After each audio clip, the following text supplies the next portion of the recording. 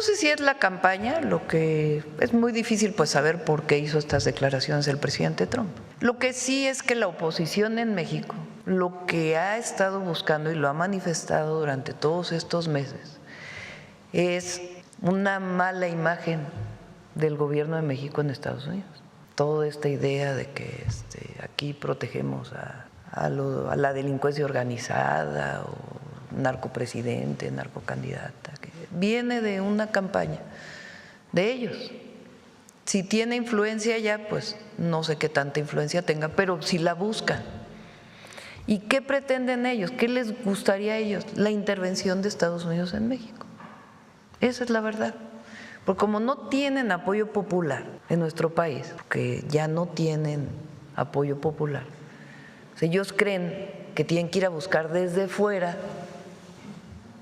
para afectarnos. Pues que sí, no hay ninguna diferencia con el conservadurismo del siglo XIX. Apenas recuperado después de bombardear Venezuela y secuestrar a Nicolás Maduro y Cilia Flores, el presidente de Estados Unidos, Donald Trump, retomó su tarea habitual, la de amenazar a los demás países de lo que el gabinete de Trump llama su hemisferio. Ojo a esto, cuando Maduro ya se encontraba en Nueva York, donde se le juzgará por varios cargos que se le atribuyen sin demasiada prueba, ninguno de los cuales tiene que ver con la democracia o con ser un tirano, por cierto, el Departamento de Justicia de Estados Unidos retiró la acusación de Cártel de los Soles, reconociendo básicamente que ni existe, ni existió y que se trató de un invento para legitimar el secuestro. Vamos, que era una forma de hablar. Mientras esto sucedía, el presidente estadounidense ya andaba dando entrevistas apuntando a una nueva víctima. Los cárteles están controlando México, aseguró a Fox News. Ahora vamos a empezar a actuar contra ellos por tierra. Los cárteles gobiernan México. Es muy, muy triste ver lo que le ha pasado a ese país. Añadió también que Estados Unidos ya había eliminado el 97% de las drogas que llegaban por mar. Eso aludiendo a los bombardeos de lanchas en el Caribe y el Pacífico. Justo cuando empezaron a decir que van a controlar la industria petrolera venezolana por un tiempo indefinido, se arregló el tema del narcotráfico. Oigan, qué casualidad. Así que ahora a resolver el tema de los cárteles aquí en México. Vamos a empezar ya, dijo hace 4 días.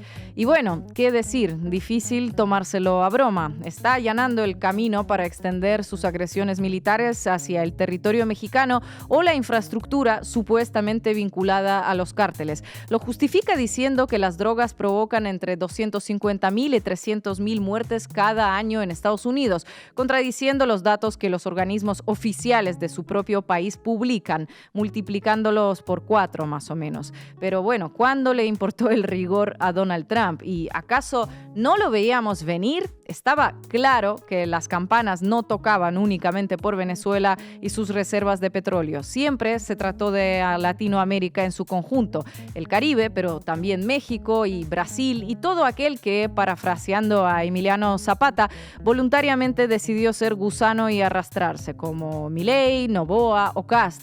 La gran pregunta es, ¿qué van a hacer aquellos que no piensan plegarse? ¿Cómo se defiende la soberanía frente a un matón con ojivas nucleares dispuesto a todo? Hoy en la base América Latina hablamos de las amenazas de Trump a México, de la construcción del marco narrativo para justificar nuevos crímenes y nuevas intervenciones y del desafío para toda una nación que no está dispuesta a que la pisen. Bienvenidos y bienvenidas. La base América Latina. Bueno, ya tenemos a Donald Trump insinuando que Estados Unidos podría empezar operaciones terrestres contra los cárteles que supuestamente gobiernan este país. Y después de todo lo que han hecho en Venezuela, la verdad que es bastante complicado tomárnoslo a broma. Marco Teruggi, ¿cómo lo ves vos y cómo ves la reacción que se produjo en México a raíz de estas declaraciones? Bueno, a broma, Trump, después de lo que pasó el 3 de enero, difícilmente se lo pueda tomar y vamos a explicar cuál es la estrategia del gobierno mexicano de Claudia Sheinbaum para moverse en esta situación contra el presidente que tiene esta dinámica tan cambiante, un día decir algo bueno, después amenazar y finalmente una reflexión sobre cómo se debe pensar una estrategia ante un depredador político como es Donald Trump, que está intentando romper todos los límites establecidos. Estefanía Veloz, ¿cómo están cubriendo los medios mexicanos todas estas amenazas, insinuaciones y entrevistas que anda dando el presidente de Estados Unidos? Los medios mexicanos asumieron que hay una palabra que tiene que estar en todos los titulares y es la palabra invasión, aunque no lo había dicho la presidenta. Vamos a ver cómo lo están enmarcando y cómo hubo unos que no lo mencionaron tal cual. Y hoy, para analizar esta situación y los escenarios que se nos abren, contaremos con Jorge Luis Sierra. Él es periodista, escritor mexicano, estadounidense y también columnista de Diario Red. Vamos a arrancar ya, Juanma. Debí tirar más datos. Con Marco Teruggi. La historia de México está marcada por su relación con los Estados Unidos y el gobierno de Claudia Sheinbaum lo está por su vínculo con el presidente Donald Trump. Sin dudas, pero sin dudas, uno de los mandatarios con quien es más difícil lidiar, en particular en su segunda presidencia. Es que un día puede decir una cosa, otro día otra cosa y al día siguiente todo lo contrario. Así, con la misma naturalidad, impulsividad o la necesidad de ser el centro de todas las cosas. Y no hubo que esperar demasiado para que quedara claro el año pasado, cuando Trump comenzó con la amenaza arancelaria a pocas semanas de iniciar su mandato. Pero el balance llegados a fin de año 2025 no fue negativo. Y no lo decimos nosotros ni el gobierno de México, sino el propio embajador de los Estados Unidos en México, Ronald Johnson, designado para ese cargo por Donald Trump, quien el 31 de diciembre, terminado el año, ayer nomás, publicó un mensaje muy optimista sobre la relación entre los dos gobiernos. Estefanía, ¿me ayudarías a leerlo, por favor? Claro que sí, Marco, faltaba más. Abro comillas. Al concluir el año, los Estados Unidos y México pueden mirar atrás y reconocer avances históricos, desde una solución de largo plazo al desafío de las aguas residuales en Tijuana, San Diego, hasta avances en la cooperación hídrica, la interrupción del tráfico de drogas y armas y la construcción de una frontera más segura con la migración ilegal en niveles históricamente bajos. Y concluye, hemos logrado avances significativos y trabajando juntos alcanzaremos aún más en el año que comienza. Terminan las comillas. Traigo este mensaje del embajador porque así, con esas palabras optimistas y cargadas de colaboración, terminó el 2025, primer año de convivencia entre Sheinbaum y Trump. Un año en el que hablaron por teléfono los mandatarios cerca de 15 veces y se reunieron en Washington en el marco de la ceremonia de inauguración de los grupos del Mundial. Y de ese mensaje que acaba de leer Estefanía de cierre de año, pasamos a este mensaje la semana pasada, o sea, con solo 10 días de diferencia. We've knocked out 97% of the drugs coming in by water, and we are going to start now hitting land with regard to the cartels. The cartels are running Mexico. It's very, very sad to watch and see what's happened to that country, but the cartels are running, and they're killing 250, 300,000 people in our country every single year. Bueno, una primera conclusión es que los mensajes desde Washington son una contradicción permanente o una forma política de Trump que juega la carta del loco para parecer impredecible y nunca permitir que la relación se estabilice de forma permanente. Y no quiero decir con esto que Trump sea un loco al frente de Estados Unidos, ni mucho menos, sino que se mueve con esa dinámica para desgastar y forzar a sus adversarios a aceptar sus condiciones.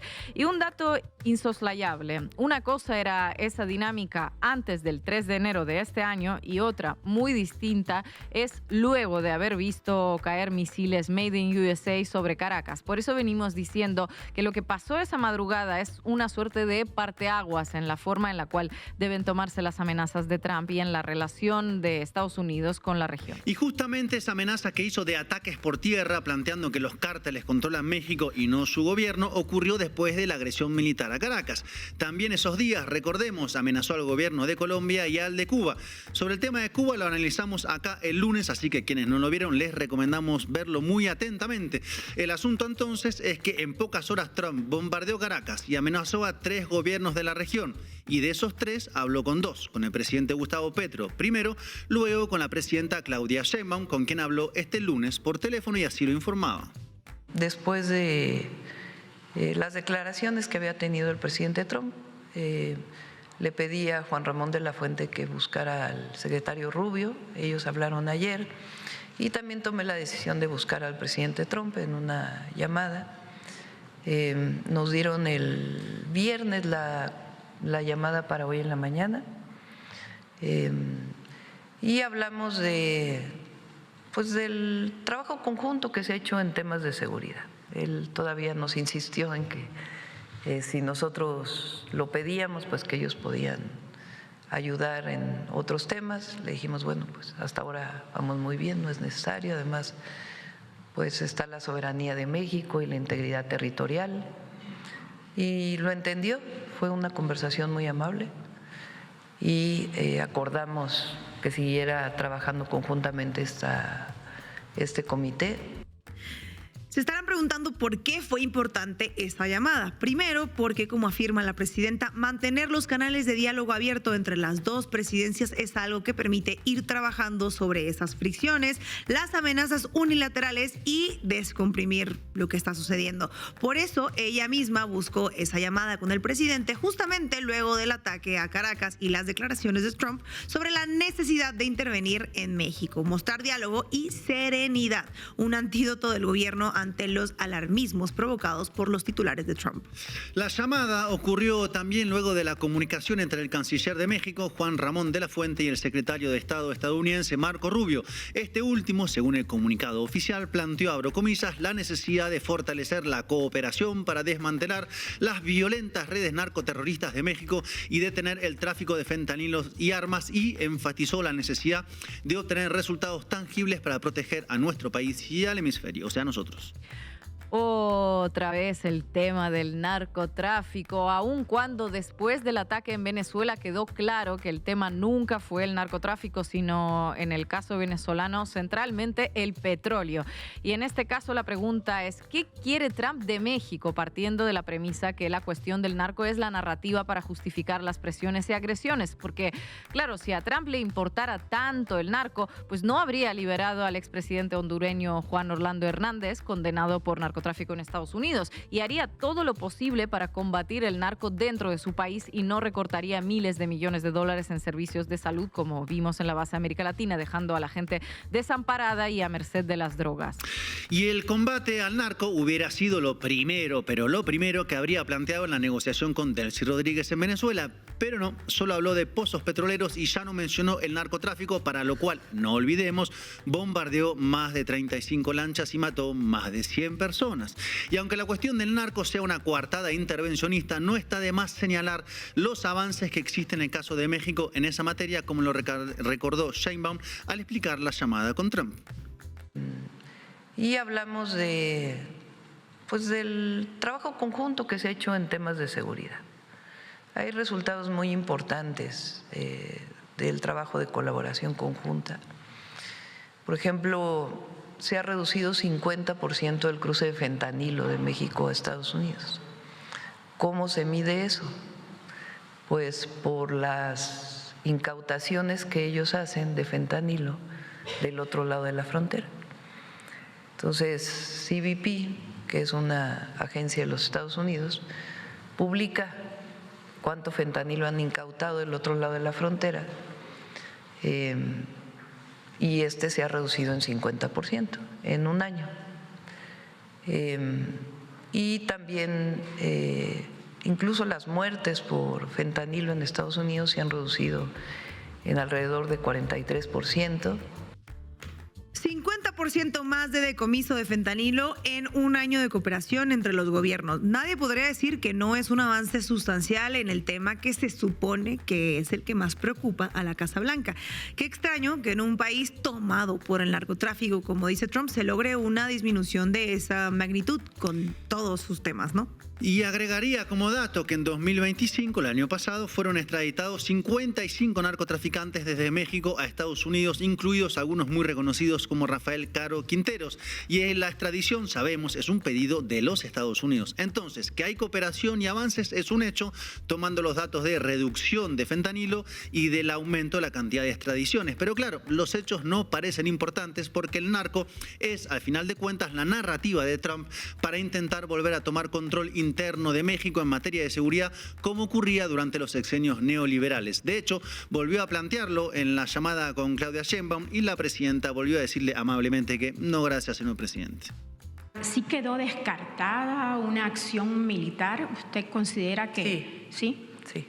Tras esa llamada quedó súper descartada. Sí. Digamos que quedó muy claro en la conversación que hay colaboración, coordinación y que seguimos trabajando conjuntamente en ese marco. Siempre pueden declarar ellos alguna otra cosa en algún momento y buscaremos una nueva llamada, si es así, porque pues lo que queremos es que haya comunicación, que haya diálogo, que tengamos entendimiento. Colaboración y diálogo. La presidenta da por hecho que Trump, después de la conversación, también puede salir a decir otra cosa, porque bueno, esa es la dinámica permanente de Trump. Presión y negociación. Y la pregunta es entonces, ¿qué es lo que quiere Trump de México? Claro, partiendo del hecho que aunque México cumpla las diferentes demandas en materia de narcotráfico y de migración, Trump igualmente seguirá presionando. Podemos dar varias respuestas a esa pregunta para ir luego a la inversa. ¿Qué necesita o quiere México de los Estados Unidos? Lo primero es no olvidar nunca el marco general en el cual estamos. La nueva estrategia de seguridad nacional de los Estados Unidos, publicada a fin del año pasado, donde dicen que el objetivo es recuperar el control total de América Latina y el Caribe, o sea, el hemisferio occidental, como dicen en los Estados Unidos, y ahí entra México. Y esa recuperación del continente quiere decir, en primer lugar, echar a los adversarios de Estados Unidos del continente.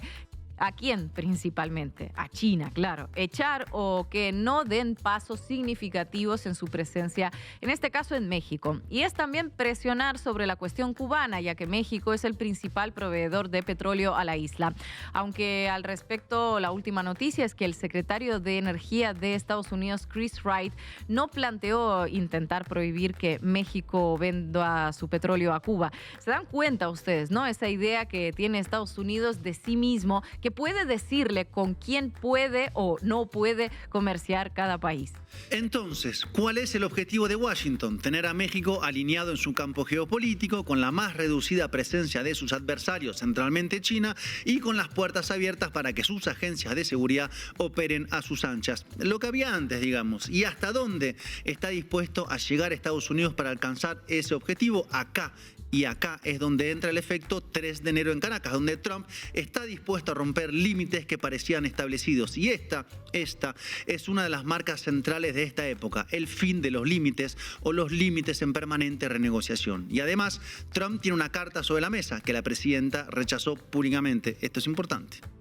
Y tampoco estamos de acuerdo con que el que Estados Unidos le llame terrorismo implique pues una intervención en nuestro país. Tan lo dejamos claro que cambiamos la Constitución o agregamos a la Constitución un párrafo donde quedara claro que el pueblo de México estaba en contra de cualquier intervencionismo. En ese momento, cuando declararon a las organizaciones de la delincuencia organizada como organizaciones terroristas. Y yo siempre lo he planteado, no estamos de acuerdo en muchos temas con el gobierno del presidente Trump, pero nosotros queremos llevar una buena relación y así debe ser, porque somos vecinos, porque somos socios comerciales y porque tenemos que buscar siempre un buen entendimiento sin violar nuestros principios, que son muy claros y que siempre los vamos a mantener. El peligroso uso del calificativo de terrorista para abrir las puertas a una agresión, pero la situación es diferente en Venezuela por otros puntos y la forma de intervencionismo además cambia, no todo es siempre tan explícito y un punto central en esa diferencia es la economía, ¿no, Marco? Así es, pensemos las diferencias y la economía es el principal distintivo de México respecto a todos los demás países de la región, además claro de la cuestión fronteriza, y es que México es el principal socio comercial de Estados Unidos, posicionándose por encima de China y Canadá. México cerró el tercer trimestre del 2025 como el mayor proveedor de Estados Unidos al exportar mercancías por un valor de 400.000 millones de dólares, de acuerdo con datos de la Oficina del Censo del Departamento de Comercio de Estados Unidos, superior en 6% al monto registrado en el mismo periodo del 24 y el nivel, escuchen bien, más alto desde que se tiene registro desde 1985. ¿Y qué piden los empresarios que comercian de lado y lado, empezando por los propios empresarios estadounidenses que invierten en México? Estabilidad, esa palabra clave para los negocios. Entonces, un propio freno al intervencionismo de Trump puede venir de esos empresarios. Y en materia económica está además la renegociación del TEMEC, el tratado comercial entre México, Estados Unidos y Canadá, que debería tener la firma puesta el 1 de julio. Ya haremos un programa especial sobre ese tema. Solo anticipar ahora que Trump parece buscar bajarle el precio a la importancia del TEMEC como estrategia de negociación. Y vayamos ahora al lado de México y pongamos datos. Según la encuesta publicada por De las Heras, el 66% de la población mexicana está de acuerdo con la postura de la presidenta Sheinbaum ante los Estados Unidos, resumido en que sí a la coordinación y no a la subordinación. O sea, 2/3 de la población mexicana, casi 90 millones de personas, y habría que sumar los que están en Estados Unidos, que son otros cuantos, lo cual es mucho apoyo en una negociación para la presidenta. Y tenemos también que la aprobación de la mandataria se mantiene en 70%. ¿Esto es una vacuna contra la agresividad de Trump? No, como tampoco es una garantía el volumen comercial y la presión de los empresarios, pero habla de la posición de fuerza interna desde la que negocia el gobierno mexicano. Y un datito más de la encuesta que mencionabas, Marco. El 51% de la población mexicana se muestra preocupada ante un posible ataque del ejército de Estados Unidos a instalaciones del narcotráfico en México. En esa clave puede leerse también la llamada de Sheinbaum con Trump para traer tranquilidad al país en medio del parteaguas que fue el bombardeo sobre Caracas. Y la siguiente amenaza a Trump, bueno, respondiendo a México. Y ahí está también una de las claves de la estrategia de México ante Trump. Diálogo constante, números que muestren avances en seguridad, aún sabiendo que Trump puede decir todo lo contrario en cualquier momento. Equipos de trabajo económicos desplegados para fortalecer la capilaridad de la relación. ¿Hasta cuándo? Bueno, tal vez siempre, al menos mientras Donald Trump sea presidente de los Estados Unidos. En particular, este Trump envalentonado por su agresión en Venezuela. Pero un Trump también que tendrá elecciones de medio término en octubre que podría darle una correlación de fuerzas negativa que, bueno, pueda tal vez moderarlo un poquito. Este último dato que das, Ina, es muy importante porque varios tienen la mirada puesta en ese mes de octubre de 2026, en la campaña que anteceda a esa elección que podría moderar a Trump. Pero nada es seguro y diríamos que hasta podría ocurrir lo contrario. Va a depender también de lo que digan las encuestas. Lo que sí es seguro es que estamos en la época de los depredadores políticos, como dice Giuliano da Empoli, con Trump como principal exponente y su logro relativo, pero logro en Venezuela, como trofeo con Maduro en la cárcel. Y la pregunta es, ¿cómo se lo enfrenta? ¿Con qué métodos? ¿Con qué estrategias? ¿Cómo se hace cuando se rompen los límites y desaparecen todas las formas? ¿Mostrarse débil? Seguro que no. Por el momento, la estrategia de Claudia Sheinbaum está dando resultados y la pelea está en pleno desarrollo. Muchas gracias, Marco. So was this operation a message that you're sending to Mexico, to Claudia Sheinbaum, the president there? Well, it wasn't meant to be, and we're very friendly with her. She's a good woman, but the cartels are running Mexico. She's not running Mexico. The cartels are running Mexico. And we could be politically correct and be nice and say, oh, yes, she is. No, she's very, she's very frightened of the cartels. They're running Mexico. And I've asked her numerous times, would you like us to take out the cartels? No, Mr. President. No, please. So we have to do something. Something's going to have to be done with Mexico. Estefanía, adelante, compañera. Vamos arriba. Cuéntamelo todo y exagera con Estefanía Veloz. El día de ayer 13 de enero, amanecimos con las primeras planas de los medios mexicanos informando sobre la llamada telefónica entre la presidenta Claudia Sheinbaum y el presidente Donald Trump. El Universal: Sheinbaum descarta intervención ante la insistencia de Trump. En el subtítulo dice: rechaza la propuesta de su homólogo para que militares de Estados Unidos combatan a cárteles en México. El Financiero: descarta Sheinbaum intervención militar de Estados Unidos en México. Abajo añade que podría haber tensiones en la revisión del TEMEC. Contra réplica: descartada intervención de Estados Unidos en México. Sheinbaum. La Crónica de hoy: Trump insistió en ayudar contra los cárteles. Dijimos que no. Y en el subtítulo hace una pregunta muy interesante: ¿descarta una intervención de Estados Unidos en México? ¿La descarta Trump? Espera, ese titular de la Crónica es diferente a los otros. Los demás dicen descarta intervención y este dice dijimos que no. Y además cuestiona si Trump también lo descarta, es decir, pone en duda que el asunto esté efectivamente cerrado.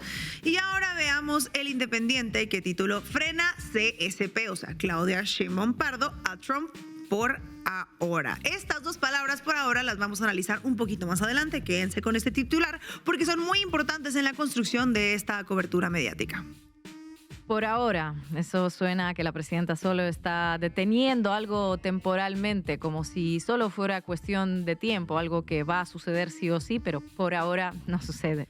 Exacto, pero antes de analizar esto, hagamos una pregunta. ¿Qué palabra se repite en casi todas estas portadas, Marco? Bueno, por lo que estoy viendo, la palabra intervención.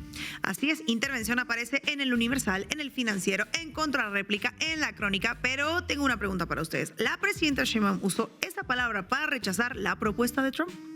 Vamos a ver qué dijo textualmente la presidenta en la mañanera del 12 de enero, que ya retomaba Marco al principio del programa, pero esta vez se los voy a leer. Sheinbaum dijo textualmente: más bien fue en el tono de: si ustedes quieren que los ayudemos con nuestras fuerzas en México, se lo he comentado varias veces, eso no está sobre la mesa y seguiremos colaborando en el marco de nuestra soberanía. Eso no está sobre la mesa, no dijo descartamos la intervención. Correcto. Y cuando le preguntan directamente si Trump insistió, ella respondió: él nos insistió en que si lo pedíamos, ellos podían ayudar. Le dijimos que hasta ahora vamos muy bien, no es necesario. No es necesario, es muy distinto a descartamos la intervención militar. Es un lenguaje diplomático que describe la naturaleza de la llamada entre la presidenta Sheinbaum y Donald Trump. Y aquí viene lo interesante. Cuando un periodista le preguntó directamente: ¿quedó descartada una intervención militar?, ella respondió con un monosílabo: sí. Pero esa fue la respuesta a una pregunta que ya contenía la palabra intervención. La presidenta no la introdujo, la confirmó cuando se la pusieron de frente. Pensemos esto como un juego de cartas. La presidenta tenía sus cartas, la de no está sobre la mesa, no es necesario, en México operamos nosotros. Pero los medios barajearon el mazo y pusieron la carta de la intervención en el centro de la mesa. Y una vez que esta carta está ahí, todos juegan con ella. Ahora vamos a ver también algo interesante. No todos los medios usaron la palabra intervención. Milenio, por ejemplo, usó otro término. Título: Sheinbaum descarta incursión después de hablar con Trump. Usó la palabra incursión, no intervención. El diario 24 Horas escribió: rechaza Sheinbaum nueva oferta militar, porque eso fue. Trump insistió en ayudar con los cárteles y le dijimos que no. Esa fue la declaración textual de la presidenta. O sea que opciones había, se podía decir incursión, se podía decir acción militar, presencia de tropas, pero la mayoría eligió intervención. Me pregunto por qué. Y la palabra intervención no es cualquier cosa. En el contexto latinoamericano, intervención evoca Guatemala 1954, Chile 1973, Panamá 1989 y ahora Venezuela 2026. Es una palabra que genera miedo si se pone sobre la mesa, sobre todo cuando no es la presidenta quien lo anuncia, sino los medios de comunicación.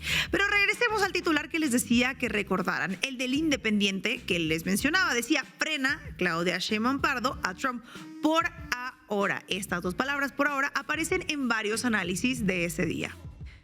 Por ahora, como ya dije, implica que esto es algo temporal, que la presidenta solo está comprándole el tiempo. Y fíjense en el verbo también que usaron, frenar, frena, no rechaza, no descarta, no niega, frena. Como si Trump fuera pues, un vehículo que viene a toda velocidad y Sheinbaum solo le puso el pie al freno, pero bueno, el vehículo sigue ahí con el motor encendido, ¿no? Y eso construye una atmósfera de incertidumbre permanente. El lector queda con la sensación de que la amenaza sigue latente, de que en cualquier momento Trump puede volver a insistir. De hecho, la Crónica preguntó directamente en su titular: Sheinbaum descarta una intervención de Estados Unidos en México, pero la descarta Trump.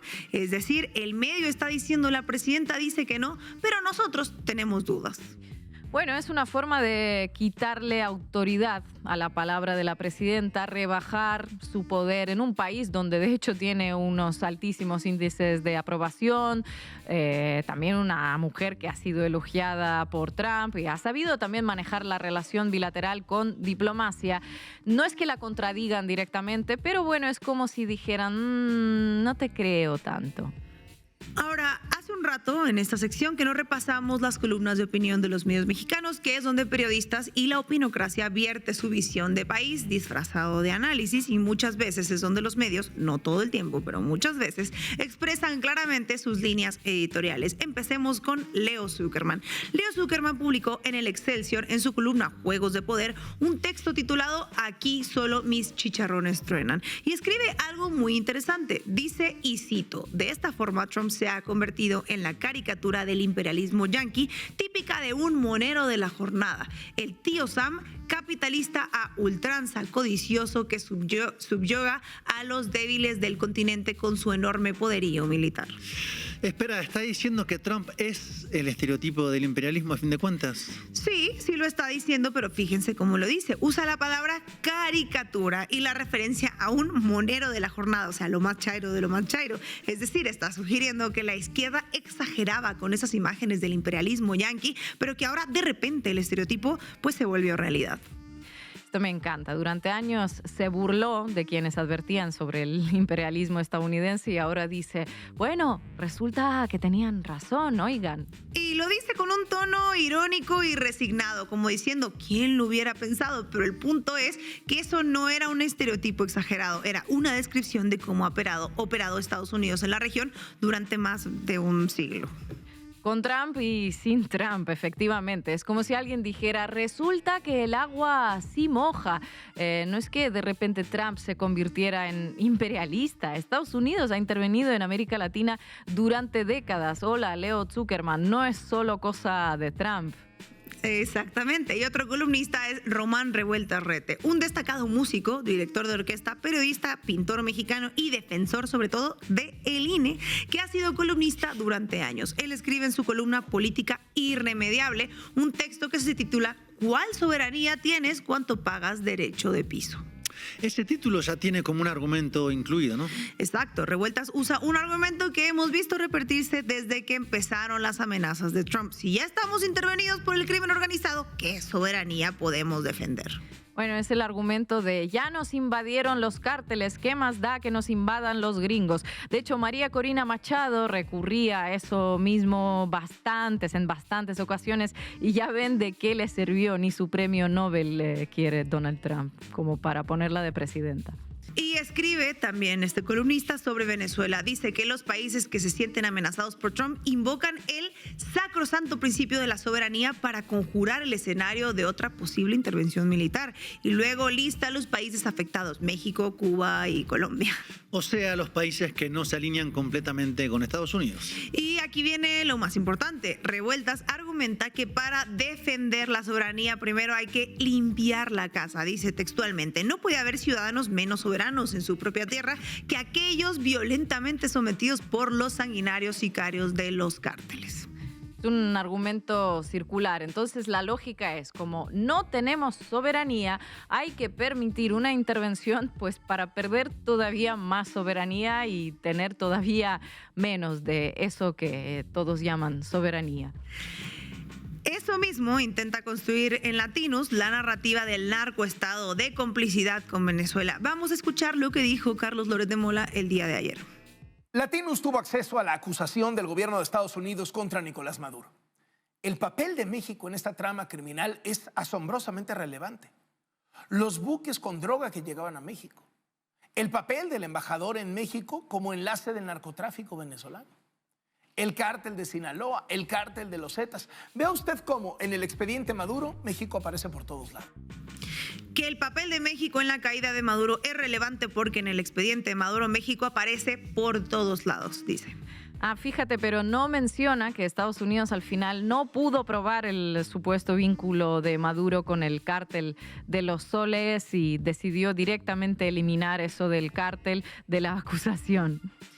Lo que dicen en Latinus es como el argumento de revueltas. Ese de ya estamos intervenidos por los cárteles es exactamente el mismo que usó Trump para justificar designar a los cárteles como organizaciones terroristas. Es decir, una columna de opinión en un medio mexicano reproduciendo el marco argumentativo de la Casa Blanca. Ahora hablemos del contexto que los medios sí mencionaron, pero no analizaron de fondo. Venezuela el 3 de enero. La Delta Force capturó a Nicolás Maduro en Caracas y varios medios y columnas usaron esto para sugerir que México podría ser el siguiente. Pero México y Venezuela son situaciones completamente distintas. Claro, México es el principal socio comercial de Estados Unidos, con casi 800,000 millones de dólares anuales de intercambio comercial, pero sobre todo existe un diálogo entre los gobiernos, un tratado de libre comercio, un plan de gobierno mexicano que no ha denunciado que exista la amenaza de ser intervenido militarmente por Estados Unidos, como sí lo hizo Maduro en su momento o incluso Gustavo Petro. Pero con esa cobertura mediática se instaló la idea de que si pasó en Venezuela, bueno, bien puede pasar en México. Y eso obviamente genera miedo, incertidumbre y sobre todo, como dijo la presidenta, hace que la oposición se relama los bigotes yendo a pedir una intervención de Estados Unidos en México. Y una cosa es que los medios quieran una equiparación lineal con Venezuela, que, bueno, no sería correcta en nuestra opinión. Y otra cosa es que México, aún con todo, pues esté a salvo de cualquier agresión, que nunca se sabe con Donald Trump. Nunca se sabe. Por cierto, algo que casi ningún medio destacó en primera plana es que 72 legisladores demócratas en Estados Unidos enviaron una carta rechazando cualquier intervención militar en México. Esto apareció en notas interiores, pero no en los titulares principales. O sea que hay oposición interna dentro de Estados Unidos a una intervención en México, pero eso no fue noticia de portada. Y creo que debió haber sido, pero no sirve para esta atmósfera de amenaza que se quiere construir. Entonces, ¿qué tenemos? Primero, la palabra intervención fue instalada por los medios. La presidenta usó expresiones más diplomáticas como eso no está sobre la mesa, no es necesario, pero los titulares eligieron la palabra con mayor carga histórica y emocional. Como si hubiera habido un acuerdo tácito. Todos vamos a titular con intervención porque vende, porque genera alarmas, porque en el imaginario colectivo pues le resta el poder a la presidenta. Segundo, el por ahora y el frena construye la idea de que esto es temporal, de que la amenaza sigue vigente, de que Sheinbaum solo está ganando tiempo, no así gobernando. A ver, los medios no inventaron la amenaza de Trump, pero sí eligieron cómo contarla y la forma en que la contaron amplifica el miedo y debilita la posición de México. La próxima reunión del Comité Bilateral es el 22 y el 23 de enero. Veremos cómo lo titulan los medios después de esta reunión. Pero si algo nos dejó claro la cobertura de hoy es que la palabra intervención llegó para quedarse en el vocabulario mediático mexicano y no precisamente porque sean patriotas. Esto no es casualidad, es una decisión editorial. Muchas gracias, Estefanía. Presidenta, México se convirtió en el principal proveedor de petróleo de Cuba, indica una nota financiera de Estados Unidos.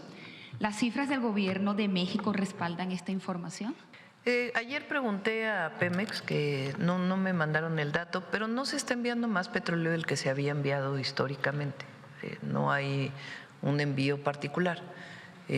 Durante muchos años se ha enviado petróleo a Cuba por distintas razones. Unas son contratos, otras son ayuda humanitaria. Incluso en la época de Peña Nieto, por ejemplo, se condonó una deuda que se tenía con Cuba. Entonces es un envío histórico que se ha dado a la isla y al pueblo cubano, y ahora pues es parte de tanto del contrato como de la ayuda humanitaria. Claro, con la situación actual de Venezuela, pues evidentemente México se volvió un proveedor importante. Antes era Venezuela, pero es parte, digamos, de lo que históricamente se ha hecho. A buena entendedora, con Ina Afinogénova.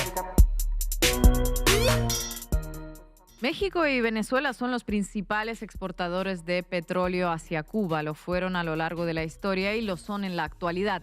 Sumados, han cubierto la mayor parte de la cuota de petróleo que necesita la isla. El secuestro de barcos que transportan crudo venezolano en el Mar Caribe y la presión con la que Estados Unidos busca ahogar a la isla redoblan la importancia que tienen los envíos por parte de Pemex y aumentan también la presión sobre México desde Washington. Estados Unidos ha inaugurado una nueva etapa en sus relaciones con América Latina. El objetivo declarado es controlar los flujos económicos de nuestros países y poner los recursos de los países latinoamericanos a servicio de Washington.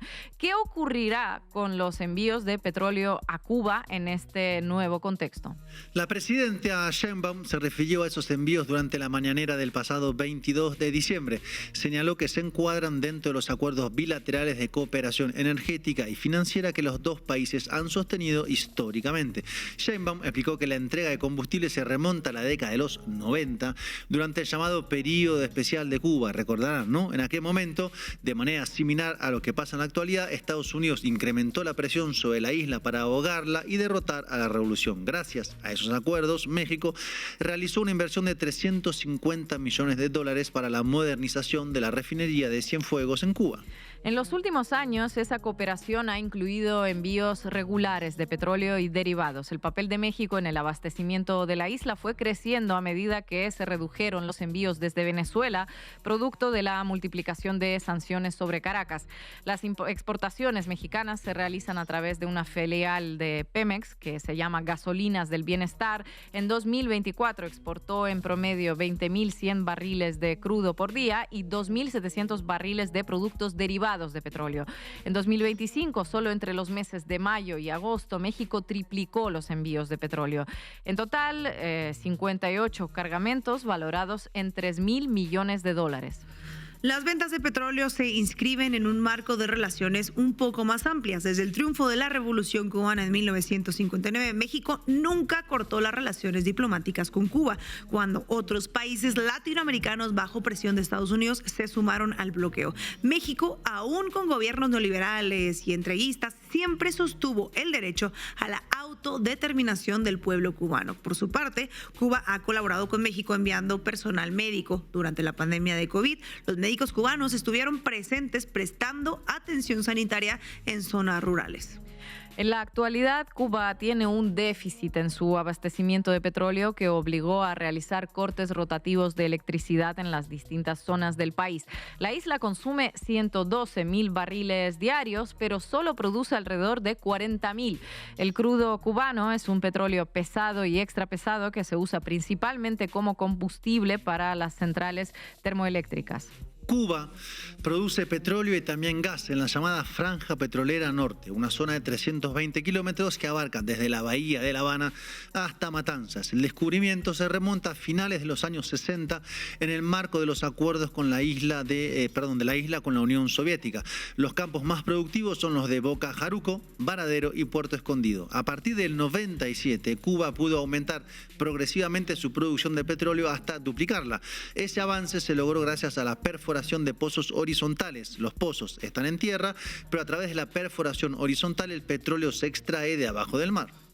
Los estudios geológicos señalan que es factible que Cuba tenga más reservas mar adentro, a una distancia donde no es factible la extracción mediante pozos horizontales. Se han realizado intentos para explorar en el mar en asociación con empresas extranjeras, pero en el marco del bloqueo, pues obviamente no prosperaron. Por fuera de la producción nacional, en los últimos años, las importaciones sumadas desde Venezuela y México se ubicaron en alrededor de los 40.000 barriles diarios.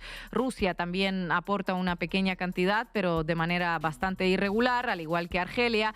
El déficit energético cubano se encuentra en alrededor de unos 30.000 barriles diarios. Sin el petróleo de Venezuela, la brecha se puede agrandar y el flujo desde México se vuelve vital para La Habana.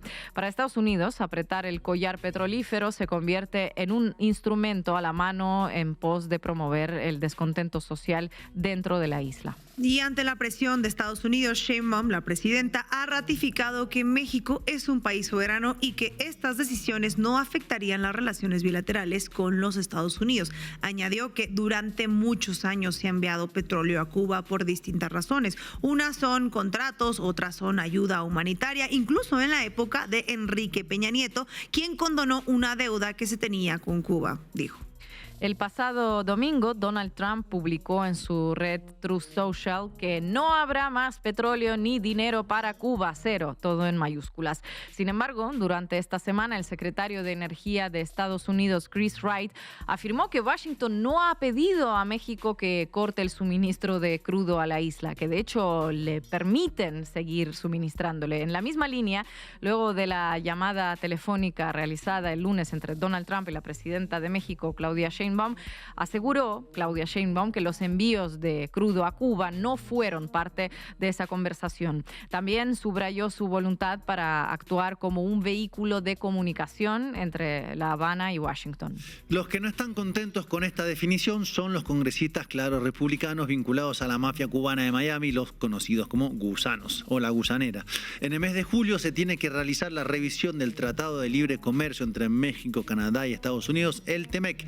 Este grupo de legisladores descontentos pretende que la administración Trump condicione la revisión del TEMEC a la suspensión total de las exportaciones de crudo de México hacia Cuba. Desde la perspectiva mexicana, las exportaciones de petróleo a Cuba no alcanzan en realidad un volumen relevante en términos comerciales. Del total de los envíos exteriores que realiza Pemex, la industria mexicana, representan solo un 3.3%. Encontrar mercados hacia donde redirigir ese flujo nos haría en realidad problemático. La pulseada no es tanto comercial, sino política y simbólica. Luego del anuncio de que el próximo objetivo de la gente naranja será Cuba, el New York Times informó que los dos buques de desembarco anfibio que se encontraban frente a la costa de Venezuela, el Iwo Jima y el San Antonio, están siendo reubicados para posicionarse en el norte de Cuba. Además, al igual que se hizo con Venezuela, esta semana un avión de entrenamiento de la Fuerza Aérea de Estados Unidos se acercó al espacio aéreo cubano y realizó maniobras provocativas cerca de la isla.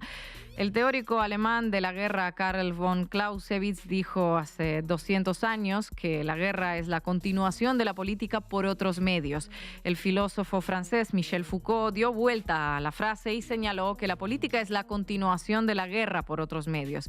Cualquiera sea la formulación que elijamos, lo cierto es que en esta nueva etapa de agresión imperialista, la militarización es lamentablemente el signo dominante en la política latinoamericana. That Cuba is ready to fall. You know? Yes.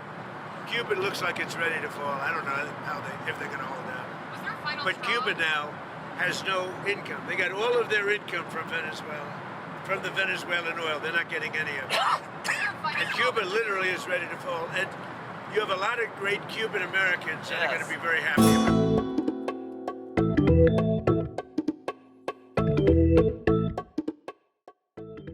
Y hoy nos acompaña Jorge Luis Sierra, periodista y escritor mexicano-estadounidense, también columnista de Diario Red. Jorge, muchísimas gracias por estar en la base América Latina. Bienvenido. Muchas gracias, al contrario. Jorge, en tu opinión, ¿qué es lo que quiere exactamente Donald Trump de México y hasta dónde pretende llegar para lograr su objetivo? Bueno, lo que Donald Trump quiere es libertad absoluta para emplear la fuerza militar en territorio estadounidense, según él, para destruir a los carteles de la droga que desde su perspectiva están afectando a Estados Unidos y están ocasionando la muerte desde lo que él ha dicho, cientos y miles de estadounidenses que están consumiendo las drogas en estos momentos. Gracias por estar en la base América Latina. Tomando en cuenta la posición de Trump, su particular agresividad, ¿qué podría o cuál podría ser la estrategia de México frente a estas amenazas? Iría un poco más lejos. ¿En qué podría ceder, en qué no, en qué debería dar un poquito de lo que pide Trump y en qué no moverse de posición? Bueno, Marco, muchas gracias por esa pregunta. Es súper importante la pregunta porque creo que en toda la historia de las relaciones México-Estados Unidos nunca se había visto un momento así en el cual Estados Unidos exigiera acción militar directa dentro del territorio mexicano. Me parece que eso ha sido una constante en toda la historia. México siempre se ha negado a eso. Pero lo que México ha admitido en algunos momentos históricos, recientes por cierto, durante el gobierno del presidente Ernesto Zedillo, el presidente permitió la entrada de agentes de diversa índole, la CIA, la DEA, agentes de inteligencia militar, que estuvieron operando en territorio mexicano, algunos de ellos participando conjuntamente con los cuerpos de policía federales mexicanos. Eso fue una realidad, pero en algunos momentos esto era como muy claro, no podían portar armas, pero sí podían participar acompañando a las fuerzas tanto policiales federales en aquellos operativos. Esto se ha dado en el pasado y eso ha sido, digamos, una de las características que han estado tratando de ajustarse en la relación México-Estados Unidos. México en esos momentos podría de pronto flexibilizar su postura en cuanto a, digamos, abrirse más o ser más flexible en la participación de agentes de Estados Unidos dentro del territorio mexicano, pero México sí se ha mostrado muy determinado en no permitir una acción militar directa o de fuerzas policiales o militares directas, armadas, con vehículos propios de Estados Unidos dentro del territorio mexicano. Eso es lo que no ha permitido ni permitirá hasta el momento México. Jorge Luis, un gusto saludarte. Muchos animan a esperar a las elecciones de medio término porque supuestamente Trump podría moderarse ante esto. Tú vives en Estados Unidos y conoces el país desde dentro. ¿Qué puede cambiar con estas elecciones de medio término a tu juicio? Pienso que puede haber un cambio en varias direcciones. En primer lugar, creo que el cambio que va a tener el Partido Demócrata en las siguientes elecciones ha sido que está aprovechando capitalizando todo este rechazo que ha habido por parte de la población estadounidense hacia las políticas de Trump para hacer que sus candidatos logren ganar una mayoría en la Cámara de Representantes. Se juegan todas las 415, si mal no recuerdo, curules dentro de la Cámara de Representantes y al mismo tiempo se juegan cerca de 32 escaños dentro de la Cámara de Senadores. La estrategia del Partido Demócrata en su momento va a ser tratar de ganar la mayoría aprovechando ese impulso de muchas manifestaciones ante los movimientos de ICE en contra de los indocumentados y sobre todo muchas acciones que ha tomado el presidente Trump en la cual mucha población no está de acuerdo, como por ejemplo los bombardeos a Venezuela, las acciones unilaterales, todo este escándalo que ha surgido a partir de los datos que han estado vinculando al presidente Trump con todo el escándalo de Epstein. Entonces, todo eso va a ser acumulado. Y por otra parte, creo que el Partido Republicano mira con mucha preocupación las próximas elecciones, porque ya ocurrió que en las pasadas elecciones de noviembre algunos puestos de representación popular súper importantes, prácticamente 2 gobernaturas, se perdieron por parte del Partido Republicano. Entonces es muy posible que eso se repita en las elecciones que van a venir este año, en noviembre, las elecciones de medio término, y que eso logre modificar una balanza en el Congreso que le impida a Trump tomar decisiones tan unilaterales y que puede haber también un freno por parte del Congreso. En estos momentos no lo hay porque las mayorías en ambas cámaras están, digamos, en manos de los republicanos y están dándole juego a Trump, pero eso es posible que no sea ya una realidad a partir de las elecciones próximas en noviembre. Jorge, muchísimas gracias por tu análisis. Muchas gracias, al contrario, es un placer. Y llegamos al final de nuestro programa. No se olviden de suscribirse al canal de YouTube La Base América Latina.